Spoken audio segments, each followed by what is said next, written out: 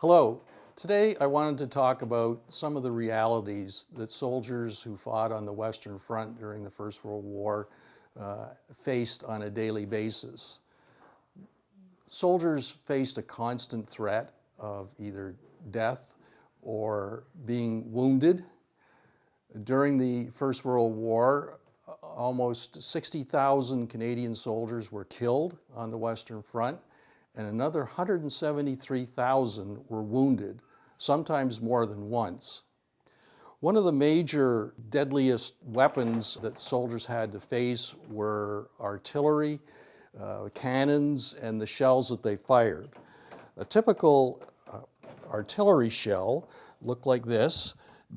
They were packed with high explosive, and when the shell exploded, it would send shell fragments out all across the battlefield, which sometimes hit the soldiers and caused serious injuries. These are a couple of shell fragments that I found in the ground on the battlefields in France and Belgium. You can see now that they're quite rusted, well worn. At the time, though, they would have been steel, shiny steel with very sharp edges. So they were particularly dangerous to soldiers when a shell exploded around them. Another kind of shell, this one, was packed with small lead balls. It's called a shrapnel shell. And when it exploded, the nose cone came off, and all of the all of the small shrapnel balls would have been fired out above the heads of the soldiers in all different directions. And this was particularly dangerous to the soldiers, especially early in the war. Before they were issued with steel helmets. Up until early 1916, they just wore their cloth hats, which gave them no protection whatsoever. Later in the war, they had steel helmets, which gave them some protection for their heads. Now, among the other soldiers that we're interested in were the so-called missing. These were the soldiers who were killed, but for one reason or another, their bodies could not be identified. There were approximately 18,000 soldiers from Canada who were killed, but either could not be identified or have no known grave. They're known as the missing. One of the ways in which the Army tried to prevent the soldiers from being unidentified and therefore couldn't receive a proper burial with a headstone that would name them was to issue them with identity discs. Each soldier later on in the war had 2 identity discs that they were issued with. They were on a string and they wore them around their necks. Nowadays, we often refer to them as dog tags. That's an American term. During the First World War, the Canadians had identity discs. Typically, they had the name of the soldier. These are the identity discs of my grandfather from the First World War. His name was James Donald Wilson. That was his regimental number. It also had the battalion or the unit that they served with, in this case the 18th Battalion, and the religion that they practiced. My grandfather was a Wesleyan, so that if they died and there was a funeral, the correct religious ceremony could be given over their graves.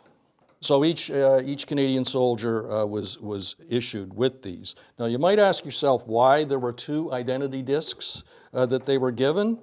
The answer was, in the event that the soldier was killed, one of the discs would be taken by whoever found the body, so that the location and the circumstances of the death of the soldier could be recorded by the graves registration people, so that the other identity disc stayed with the body, so that the soldier could be identified when he was buried. To make sure that the identity disc stayed with the body, they had to find a place to put it on the soldier, and they found out over time that the safest way to make sure that the disc stayed with the body was to place it in the soldier's mouth.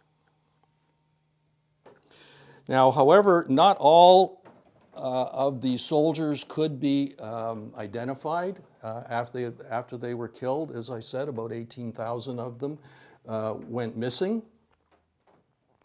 The Canadian government had a policy that every soldier who was killed would be remembered somewhere on the Western Front. For those whose bodies could be identified, it was in the cemeteries that are all across northern France and Belgium today, where the graves are marked with the soldier's name and all the other details that appear on their identity disc.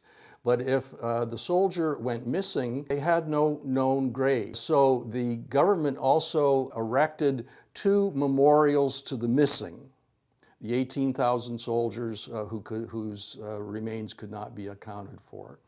About 11,300 of the names appear on the Vimy Memorial. Those are the soldiers who died in France. There are another 7,000 names that appear on the Meningate Memorial in Ypres in Belgium for the Canadian soldiers who died during the First World War, have no known grave in Belgium. So these memorials are places that today people still go to remember their loved ones. Many Canadians go to Vimy every year, as well as to the Meningate if they're unable to find the graves of their loved ones because they were among the missing. Even today, many people pay their respects to these soldiers, to the fallen. Every night, at 8 p.m. At Ypres, at the Meningate in western Belgium, a special ceremony takes place where the road that goes through the Meningate Memorial is closed. A large parade forms up. Members of the city's fire brigade play the last post on their bugles. There's 2 minutes of silence, and then there's a wreath-laying ceremony where family members, students, other people get a chance to lay a wreath in memory of these now departed soldiers. Even though the war's been over for 100 years, the bodies or the remains of soldiers still surface on the old battlefields. Occasionally, graves that went unmarked are discovered, and DNA testing and other forms of investigation take place to identify the soldiers' remains. If they're able to identify the remains, they're buried in a formal military funeral in the cemetery, with the military being present, soldiers from the units of today that these soldiers served with 100 years ago, and a headstone with their name on it appears in the cemetery. If the body cannot be identified, they become part of the list of missing. They're buried. Typically, there's a headstone put up that would be marked as a soldier of the Great War, and their names would be added to the memorials to the missing at Vimy and at Meningate in Ypres. Now, of course, today we still remember the fallen on November 11th, Remembrance Day here in Canada, at war memorials all across the country. In the case of Fredericton, the main service, memorial service on Remembrance Day takes place at the Cenotaph on Queen Street near Christ Church Cathedral. There are the names of 106 soldiers from the Fredericton of the time of the First World War who died overseas, and their names appear on the Cenotaph. Of course, Fredericton has expanded now over to the north side. At the time, they were separate communities, and so places like Marysville and South Devon and Barker's Point and Nashwaaksis all have their own war memorials as well. So hopefully today this gives you a bit of an idea of what some of the realities were that the soldiers of the Great War faced on a daily basis.